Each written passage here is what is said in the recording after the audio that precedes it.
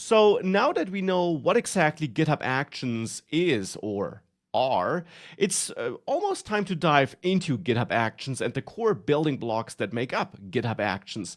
But before we do that, I want to make sure that you get the most out of this course.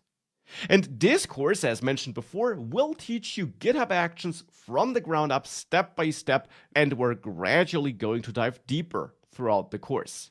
Now, this course is, of course, a video-based course with video-based explanations, and therefore, in order to get the most out of the course, you should watch those videos, but you should, of course, watch them at your pace.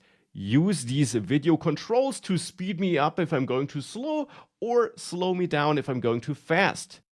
Also, feel free to skip videos or jump around, but I do actually recommend that you do watch all the videos in the provided order, since I did order them such that they build up on each other and the different concepts taught in those videos build up on each other.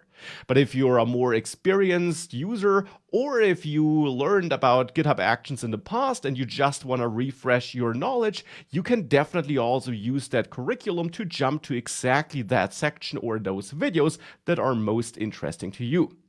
And speaking of jumping around and watching videos at your pace, of course, feel free to watch the same video multiple times.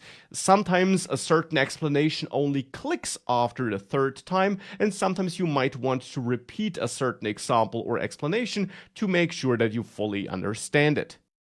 And kind of related to that, you should also try to practice what you learned and experiment with that knowledge you gain in this course.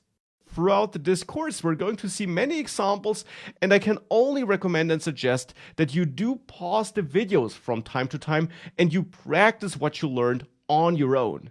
Try to implement a certain solution before we do it together in the course, and also do it without me prompting you to do it. Instead, use the knowledge you gain in this course and in these videos to then experiment with that knowledge and practice on your own. Build up on the examples provided in this course and feel free to experiment with them. Change some aspects of those examples and see how the result changes. And of course, also build your own demo projects and workflow examples, because that's how you're going to learn the most. Watching the videos is fine and nice and will give you that basic knowledge, but you must practice on your own and use that knowledge in your own projects to then really fully understand all the features related to GitHub Actions. Now, when taking an online course, it can sometimes feel lonely, and therefore I can also only recommend that you try to learn and grow together with other students.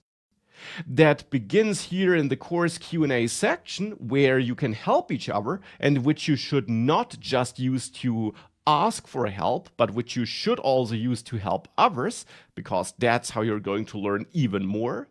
But it continues with our free community, to which you find a link in the first course section, which you can join for free. It's Discord based, and in that community you can of course also discuss problems or solutions with other students, and therefore also leverage the advantages of a group-based education or course.